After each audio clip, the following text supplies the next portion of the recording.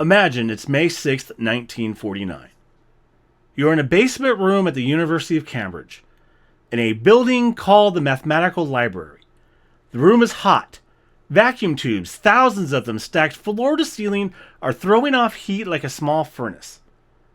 There are tanks of mercury along one wall, holding sound waves in a kind of sluggish dance, because that's what passes for memory here. And in front of this enormous, humming, half-mechanical thing stands a young Canadian researcher named Beatrice Worsley. She's about to feed it a punched paper tape. The machine clicks, it hisses, it whirs, and then, on a teleprinter, it begins to print a table of squares, 1 through 99, each number multiplied by itself, calculated by a machine for the first time in human history in a way that was actually useful to anybody. She doesn't know it yet. Nobody does. But she's just run the first program on the world's first practical computer. Every game we're going to talk about today, every console, every controller, every pixel, every save file, every single one of them traces back through a long, unbroken line of cause and effect to this room, to this moment, to Beatrice Worsley and a table of squares. We're talking about all this and more on This Week in Video Game History.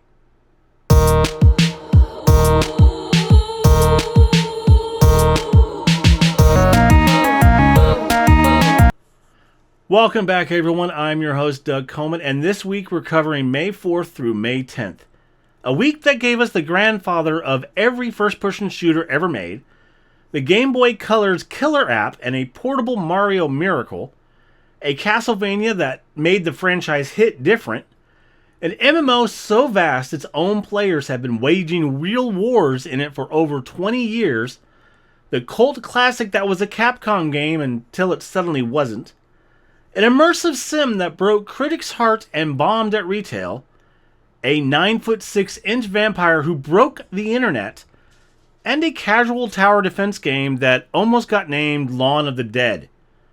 Plus, yes, we're going to talk about that time a guy in a basement in Cambridge built the first useful computer, and a dozen years later, his great-grandkids built the Wii. So grab your controller, everyone. Press start to continue. Here's what dropped during the week of May 4th through the 10th across gaming history. 8 games, 4 different decades. One of them grandfathered the entire FPS genre. Another one redefined the cultural footprint of horror gaming. And one of them is just 3 guys, 6 years, and a katana. Let's run it. When I was a kid, Wolfenstein 3D was peak. I spent countless hours playing this game. The sound effects were rough, the voiceover work sounded like crappy WAV files, and it was tough. But I didn't care. I knew right away this was my jam. It would kick off a lifelong love affair with first-person shooters.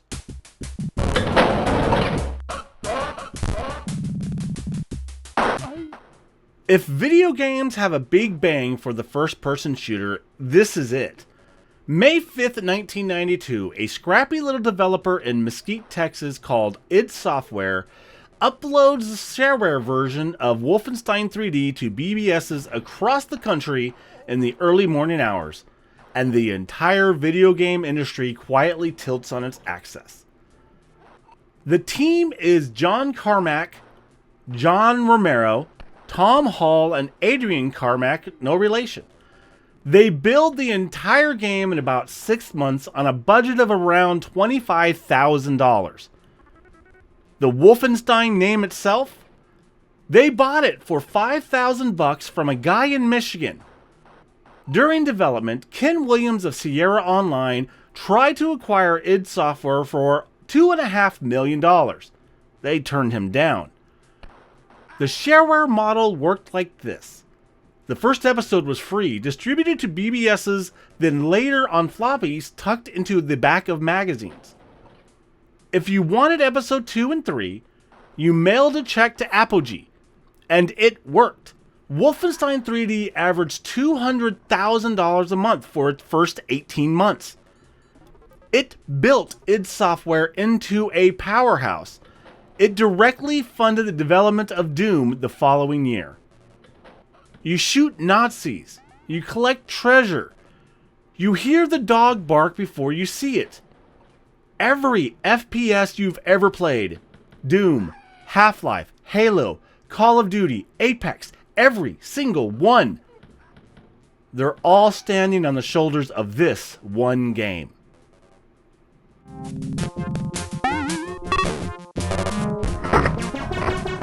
I have to admit, I was never much into the Game Boy Color. I was in college then, I only had eyes for the Dreamcast and PC gaming.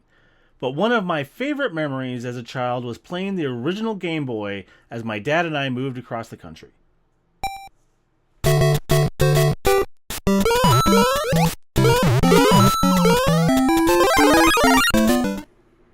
May 10th, 1999.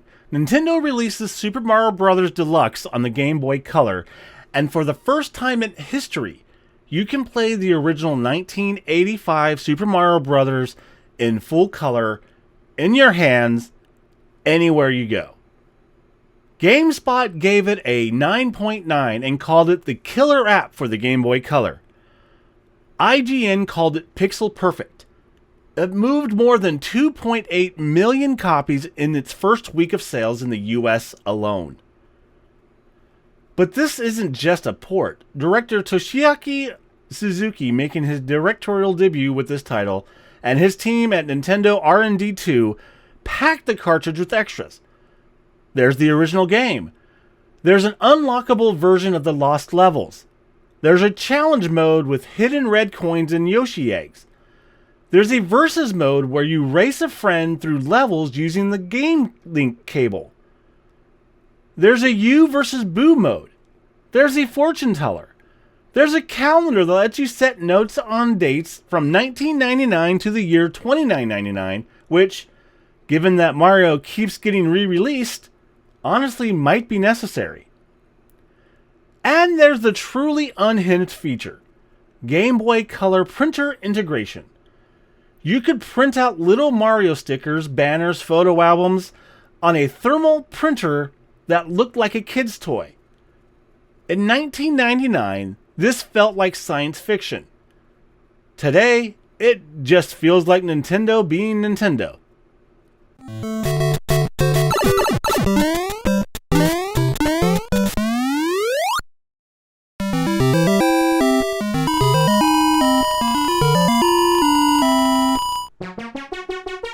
Man, the Game Boy Advance was such a great handheld system, with so many great games released on it. It always amazes me how far handheld gaming has come. Castlevania Aria of Sorrow is one of those standout games that redefined handheld gaming.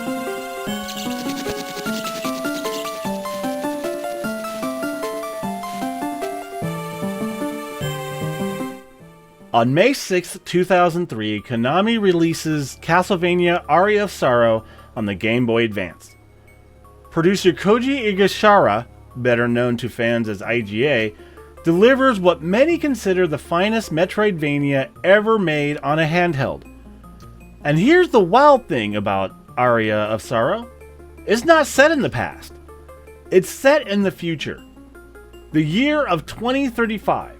A Japanese high school student named Soma Cruz gets pulled into Dracula's castle during a solar eclipse, and the game introduces the Tactical Soul system, a mechanic where defeating an enemy gives you a chance to absorb its soul and use its power as your own. Skeletons, bats, mermen, Dracula's dinner party, all of them, eventually your servants. Famitsu gave it 36 out of 40. IGN later ranked it as the second greatest Game Boy Advance game ever made, behind only the Minish Cap. And it remains almost a quarter century later the gold standard for what a portable Castlevania can be.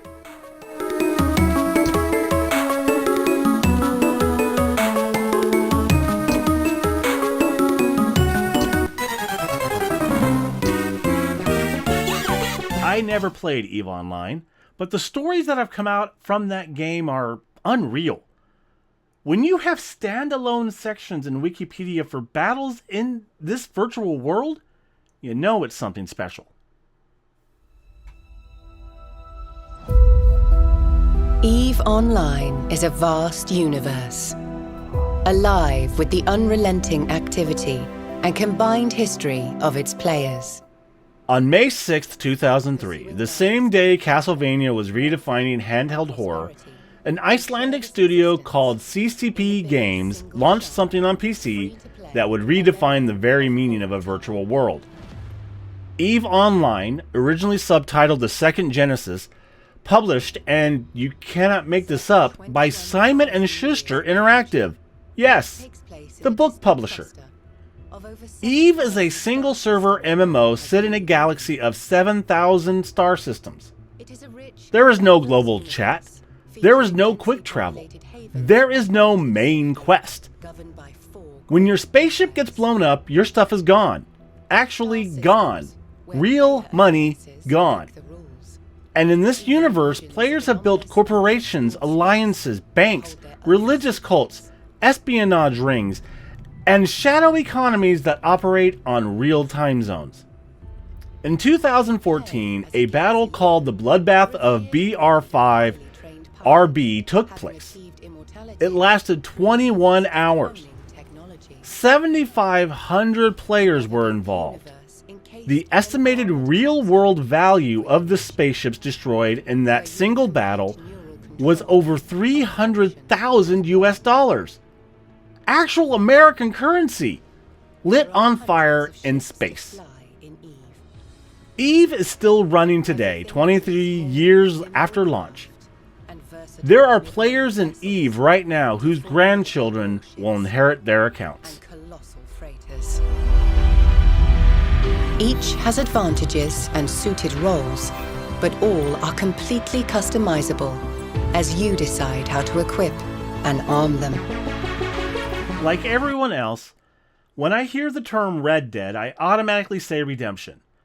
However, this is where the franchise actually started, with a game I never played. And the story of this game is wild.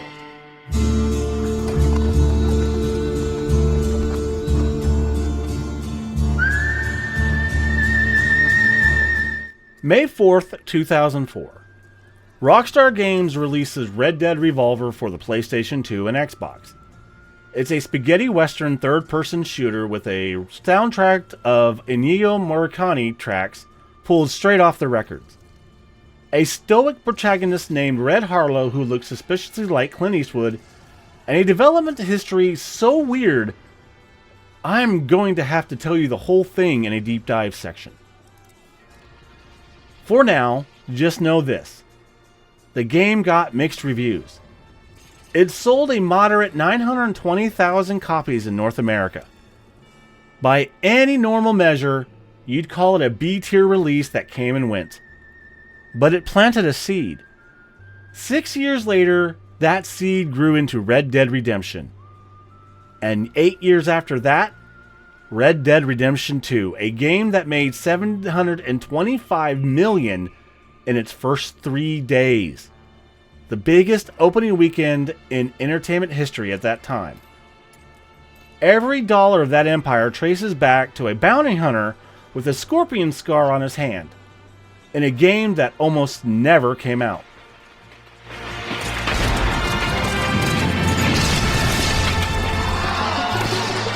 Oh, PopCap Games, how I loved that studio. Plants vs. Zombies still stands as one of my all-time favorite tower defense games. The vibrant colors, the plants with personalities, and the great zombie hordes. I recently picked up the special edition of this game and I felt that charm all over again.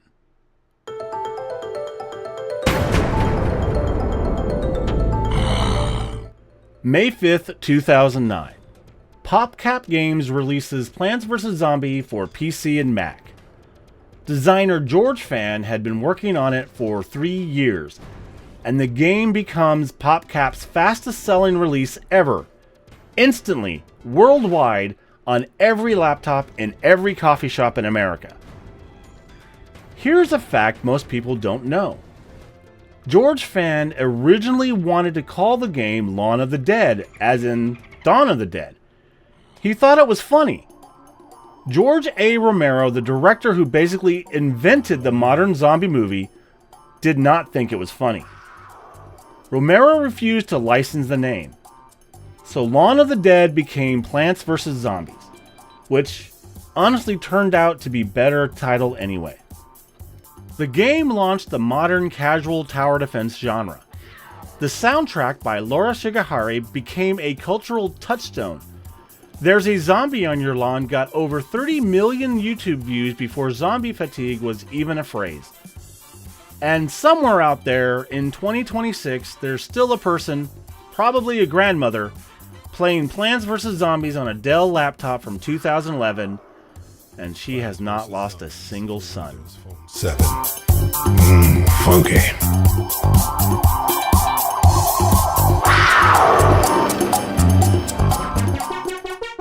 One of the things I love about this podcast is finding stories out about games I never got around to play. Prey was one of those games. And honestly, they should have led with shape-shifting aliens turned into a coffee mug. Today is Monday, March 15th, 2032.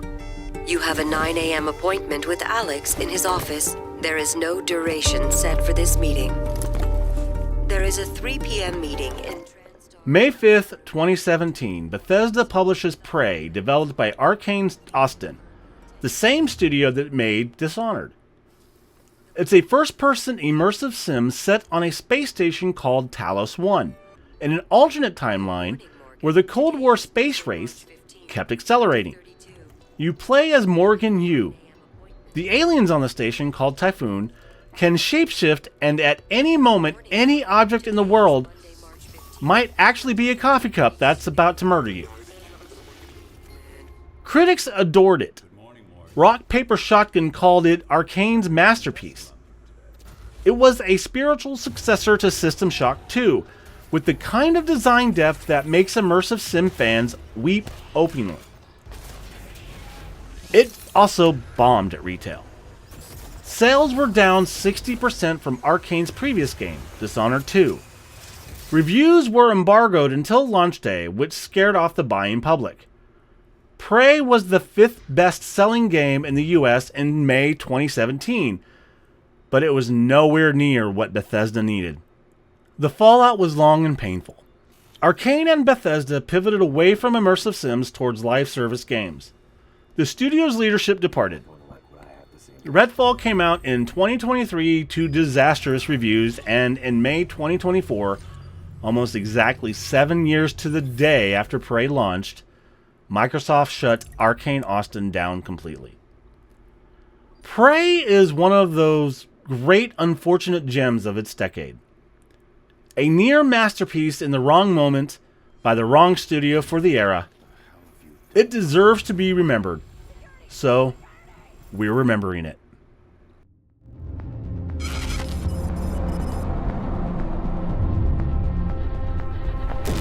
Hello, Morgan. Hello, Morgan.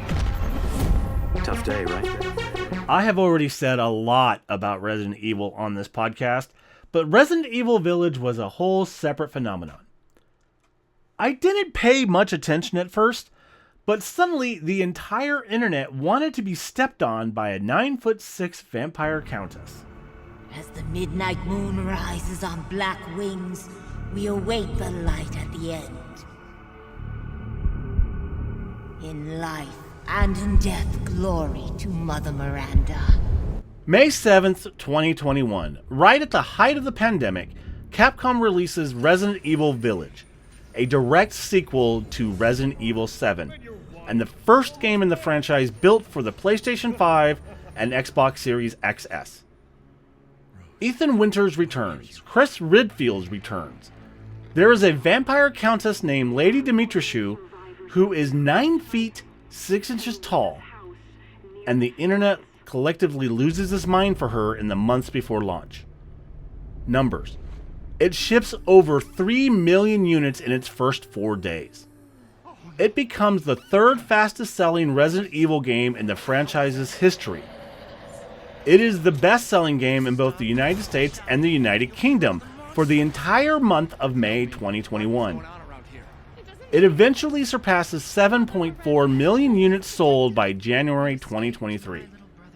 But here's the bigger number, the one that lands at this exact launch. Capcom announces alongside Village's release that the Resident Evil franchise as a whole has now sold over 100 million units since the original Resident Evil came out in 1996. That's a quarter century, 25 years from a single mansion in Raccoon City to a global empire. Village is the game that takes them across that line. Now let the games begin. There is no safe. Every sorry bastard out there has been ripped in half. Tomorrow we'll all be dead. Red Dead Revolver started life in the year 2000 as a collaboration between Capcom and a San Diego studio called Angel Studios. The pitch came from Yoshiki Okamoto, Capcom's COO at the time, and it was originally going to be called SWAT, with 4-player split-screen tactical shooting. That got scrapped. They pivoted to a Wild West game inspired by Capcom's 1985 arcade classic Gunsmoke. By E3 2002, Capcom showed it off. The press said it looked weird, kind of arcadey, kind of Panzer Dragoon-y, with a lock-on system and a supernatural element involving an ancient voodoo warrior because, of course it did. Players who got their hands on it said the shooting wasn't actually very fun, which is also a quote from the game's own lead designer. In November 2002, Take-Two Interactive, Rockstar's parent company, bought Angel Studios outright and renamed them Rockstar San Diego. Suddenly, Rockstar owned the studio that was making Capcom's Western. Then, in August 2003, Capcom canceled the project entirely, partly because Yoshiki Okamoto had just left the company. 4 months later, in December 2003, Rockstar announced that they had acquired the rights and were finishing the game themselves. They had 9 months. They scrapped that supernatural stuff, leaned hard into Sergio Leone, licensed actual Morricone tracks, and shipped it on May 4th, 2004. And the absolute kicker? When Red Dead Revolver came out in Japan 3 weeks later, it was published by Capcom, the game they had canceled the year before. They handled the Japanese release of the game they had given up on. That's the seed crystal. Without that messy handoff, no Red Dead Redemption, no John Marsden, no Arthur Morgan, no $725 million in 3 days. May 9th through May 12th, 2006, the Los Angeles Convention Center, the Kodak Theater on Hollywood Boulevard. This is the week that gave us the modern console war as we know it. On May 9th, Nintendo holds its pre-show press conference at the Kodak Theater, the same venue that hosts the Academy Awards. Reggie Fils-Aime takes the stage, Shigeru Miyamoto follows, and Nintendo unveils, in playable form for the first time in human history, the Wii. Motion controls, Wii Sports, The Legend of Zelda Twilight Princess with the fishing rod you can actually swing. Super Mario Bros. Galaxy announced. The line on the show floor to play the Wii reaches 5 hours long. 5 hours. Just to swing a remote at a virtual baseball. Sony shows up the same week and unveils the PlayStation 3 in its full retail form. They also announced the price. $599. The internet's reaction to this, the $599 reaction shot, became one of the foundational memes of gaming culture for the next decade. And tucked into Nintendo's After Hours event, almost as a bonus, they showed the very first trailer for Super Smash Bros. Brawl. Sakurai hadn't even officially signed on yet. The trailer ends, the crowd loses its mind. E3 2006 is when the 7th console generation became real. It's also, in a strange way, the last great pre-streaming, pre-Twitter trade show. when news traveled by GameSpot live blog, when industry beats were dropped from a stage to a room of journalists, and when the Wii won Best of Show against BioShock, Assassin's Creed, and Gears of War. May 6th, 1949. We started today's episode in this room, and we're coming back to it. The machine was called EDSAC, the Electronic Delay Storage Automatic Calculator. It was built at the Cambridge University Mathematical Laboratory by a team led by Maurice Wilkes. It used vacuum tubes for logic and tanks of liquid mercury for memory because, and this is true, they figured out you could store data by encoding it as sound waves and then trapping those sound waves in a tube of mercury where they would slow down enough to be read. That was memory in 1949. EDSAC was the second electronic stored program computer ever built. The first was Manchester Baby, which ran a year earlier. But Manchester Baby was experimental. It was proof of concept. EDSAC was the first one that was actually useful. It ran Maurice Wilkes' program, Calculating Squares. It ran a program by David Wheeler, Wilkes' research student, Calculating Primes. It was the first computer ever to be used to support published academic research, when biologist R.A. Fisher used it to solve a differential equation about gene frequencies. But here's the part we love. In 1952, a Cambridge researcher named Sandy Douglas wrote a program for EDSAC that played tic-tac-toe against a human player, with the game state displayed on a 6-inch CRT screen. He called it OXO. It is, by any reasonable definition, one of the oldest video games ever made, predating Tennis for Two by 6 years and Space War by 10. And it ran on a machine where memory was a tube of liquid mercury.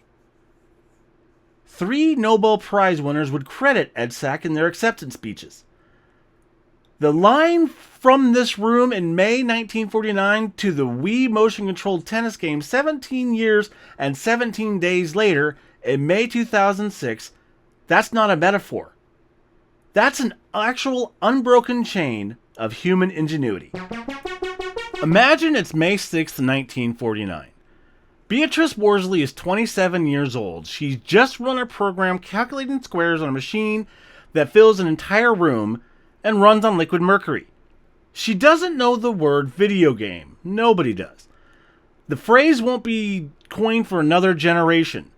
She doesn't know that 33 years and 1 day after this moment, 4 guys in Mesquite, Texas will release a shareware game that will grandfather every first-person shooter ever made. She doesn't know that 57 years and 3 days from now, in a theater in Hollywood, a Japanese hardware company will reveal a controller you swing like a tennis racket. She doesn't know that 72 years and 1 day from this exact moment, a horror game will sell 3 million copies in 4 days because the internet decided it was in love with a vampire who's 9 feet 6 inches tall. She doesn't know any of that. She's just running a table of squares on the world's first practical computer. And every single one of those things, somehow, is downstream of her. And that's today's episode of This Week in Video Game History. Artwork for the show is done, as always, by Ms. Tink. Music created by Shane Mandini. Be sure to check out his new album on Spotify, link in the show notes. The show was written, produced, and hosted by me, Doug Coleman. If you like this episode, please like and subscribe to get notified when new episodes go live. You can find this show on Spotify and Apple Podcast and a full video podcast on YouTube. Be sure to save your game, nerds. I'll see you next week.